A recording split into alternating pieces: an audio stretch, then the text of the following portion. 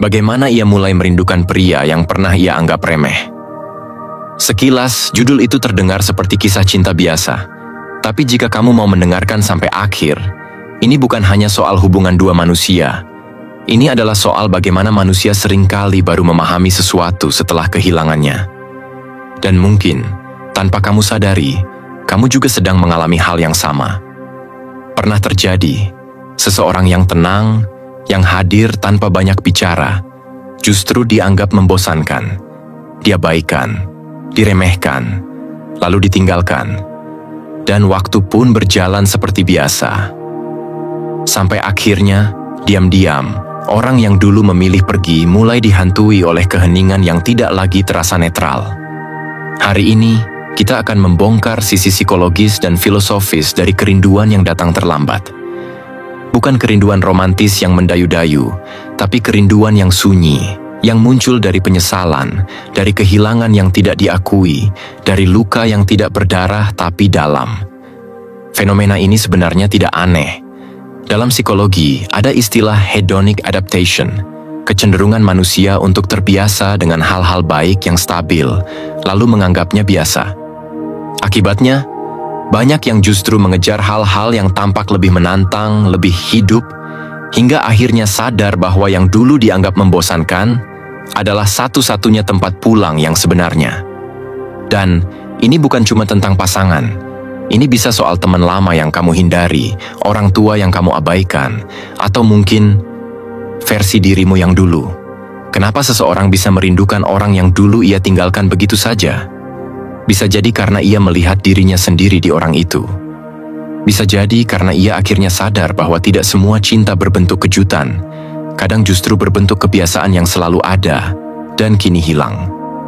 Di beberapa budaya, termasuk yang terbiasa menahan emosi, kerinduan seringkali ditutupi, disangkal, bahkan diolok-olok, seolah-olah mengakui kehilangan itu tanda kelemahan. Maka banyak orang yang memilih pura-pura kuat, bahkan saat batinnya kosong. Tapi apakah itu benar-benar kekuatan? Atau justru bentuk pelarian? Mungkin kamu juga pernah menjadi orang yang diremehkan, yang ditinggalkan karena dianggap terlalu tenang. Tapi justru ketenanganmu itulah yang kini menjadi kerinduan terbesarnya. Kita akan bahas hal ini lewat narasi yang bukan hanya berdasarkan teori, tapi juga realitas sosial, emosi manusia, dan spekulasi logis yang menyentuh pikiran. Poin pertama, saat ia akhirnya menyadari apa yang telah hilang. Biasanya, saat seseorang pergi, tidak langsung terasa. Tidak semua kehilangan hadir dalam bentuk tangisan atau histeria. Ada yang datang diam-diam, beberapa minggu setelah kepergian itu, saat hidup kembali terasa sepi meski ruangan tetap ramai. Dan dari sanalah semua dimulai, kesadaran yang terlambat, namun mengguncang diam-diam. Pada awalnya dia mengira semua akan baik-baik saja. Bahkan mungkin merasa lega. Tidak ada lagi kehadiran yang menurutnya terlalu tenang, terlalu biasa, atau tidak cukup menantang. Tapi hari-hari berlalu tanpa kejutan, dan yang tersisa hanya kesunyian yang aneh. Kesunyian yang dulu ia pikir akan terasa bebas, ternyata terasa kosong. Seperti yang kita singgung sebelumnya, manusia memang punya kecenderungan untuk mengabaikan hal-hal yang stabil dan konstan. Kita terbiasa dan terlalu cepat bosan. Fenomena ini bisa dijelaskan oleh kebiasaan otak kita mencari rangsangan baru. Bahkan dalam hubungan, banyak yang berpikir bahwa cinta itu harus penuh gairah, kejutan, dan konflik kecil agar terasa hidup. Tapi, apakah itu benar?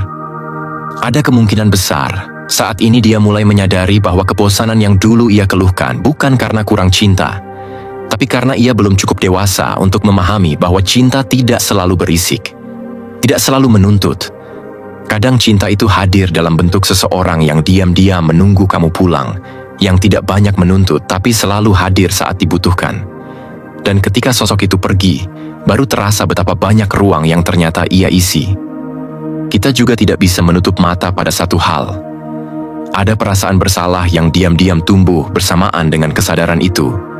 Bukan bersalah karena kepergian itu sendiri, tapi karena ketidakmampuannya melihat dengan jernih. Dia mungkin mulai bertanya pada dirinya sendiri, kenapa dulu aku merasa dia membosankan? Kenapa aku lebih tertarik pada yang tampak kuat, tapi ternyata tidak mampu menenangkan? Rasa bersalah ini bisa berubah menjadi penyesalan yang menghantui. Dan parahnya, penyesalan itu tidak muncul sebagai ledakan emosi. Ia datang dalam bentuk rutinitas. Saat menonton film yang dulu mereka tonton bersama, saat membuka foto lama secara tidak sengaja, atau saat melihat seseorang lain yang bersikap seperti dia, tapi bukan dia. Mungkin kini dia sadar bahwa pria itu tidak pernah mencoba membuatnya terkesan. Tapi justru karena itulah dia istimewa, karena dia hadir tanpa pura-pura. Dan saat kamu mulai kehilangan seseorang yang tidak pernah berpura-pura mencintaimu, kehilangan itu tidak bisa ditambal oleh siapapun. Apa yang dia hadapi sekarang bukan hanya kekosongan dari kepergian, tapi juga kerinduan yang datang dengan pemahaman baru. Kesadaran bahwa pria yang dulu ia anggap remeh adalah satu-satunya orang yang tidak pernah membuatnya merasa harus menjadi orang lain. Dan itu tidak mudah ditemukan.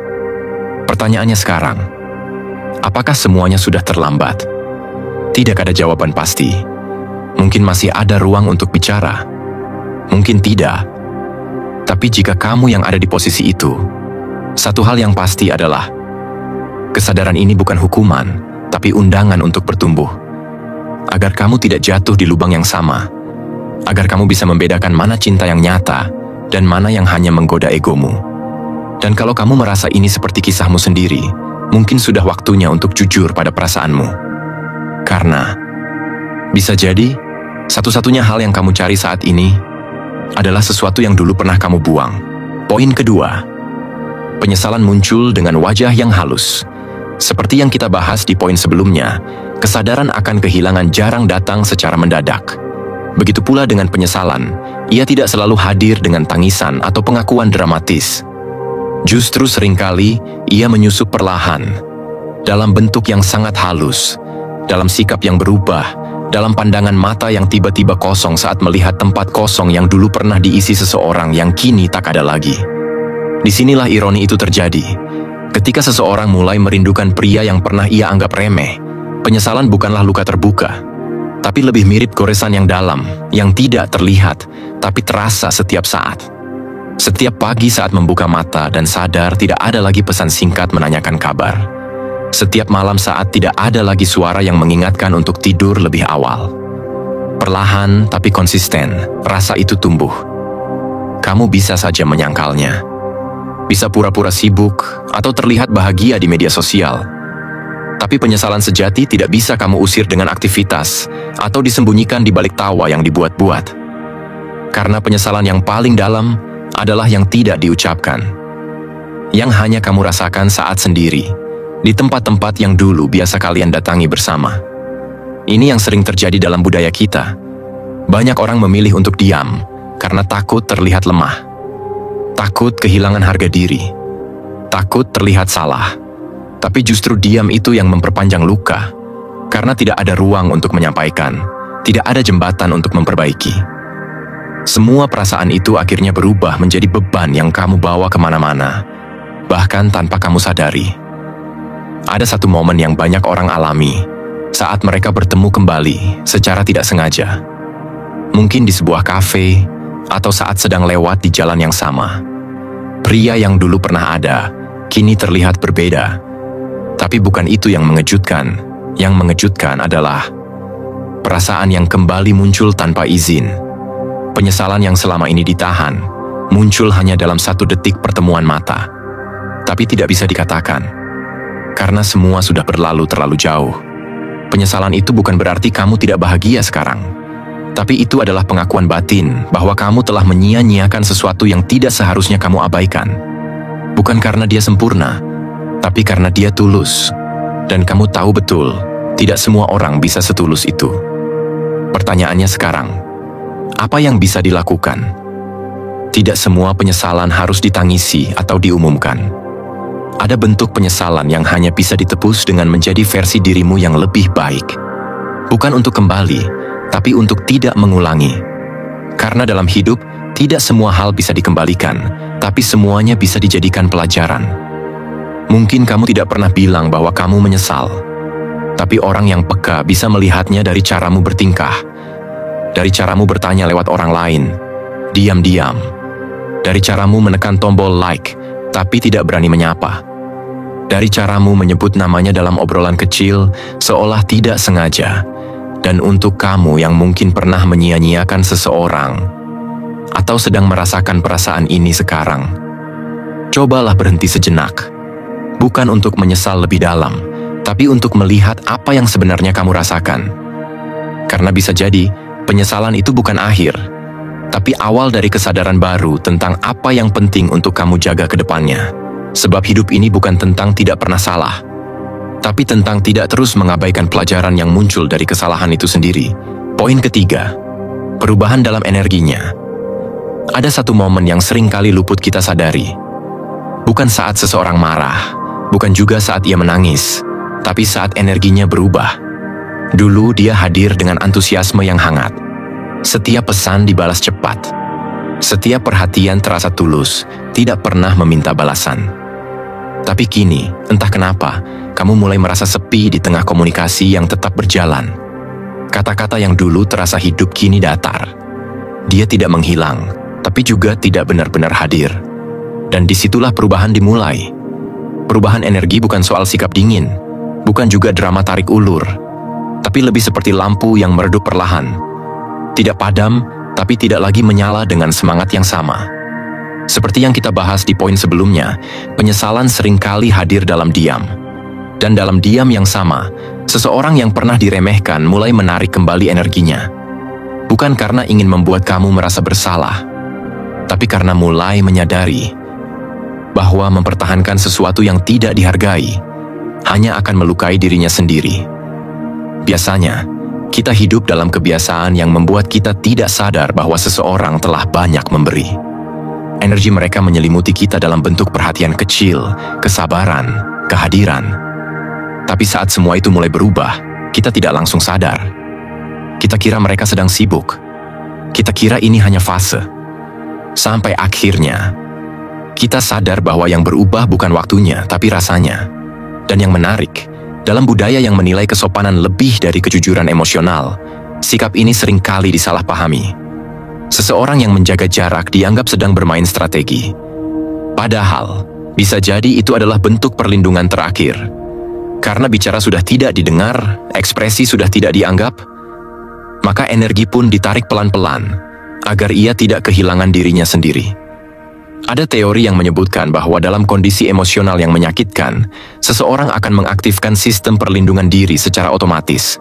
Bukan untuk membalas, tapi untuk bertahan. Maka jangan heran jika orang yang dulu penuh tawa kini lebih banyak diam. Yang dulu terbuka, kini membatasi. Itu bukan karena ia berhenti peduli, tapi karena ia lelah merasa tidak dianggap penting. Sekarang coba bayangkan, jika kamu adalah dia. Kamu yang dulu selalu ada, kini memilih diam. Bukan karena membenci, tapi karena mencintai dirimu sendiri lebih dari yang lain. Dan anehnya, justru saat kamu menarik energi itu, seseorang mulai merindukanmu, mulai merasa hampa, karena sadar bahwa yang selama ini dianggap biasa, ternyata adalah fondasi dari kehangatan yang selama ini dia nikmati tanpa pernah benar-benar menghargainya. Perubahan energi adalah bahasa paling jujur dari hati yang lelah. Ia tidak berkata-kata, tapi kita bisa merasakannya. Dan saat itu terjadi, kamu bisa memilih dua hal.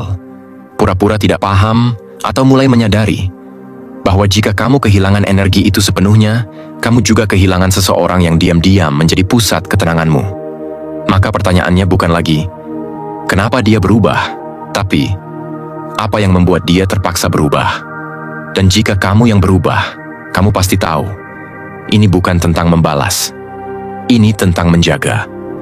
Menjaga agar kamu tidak kehilangan dirimu dalam upaya mencintai orang yang tidak tahu caranya menghargaimu.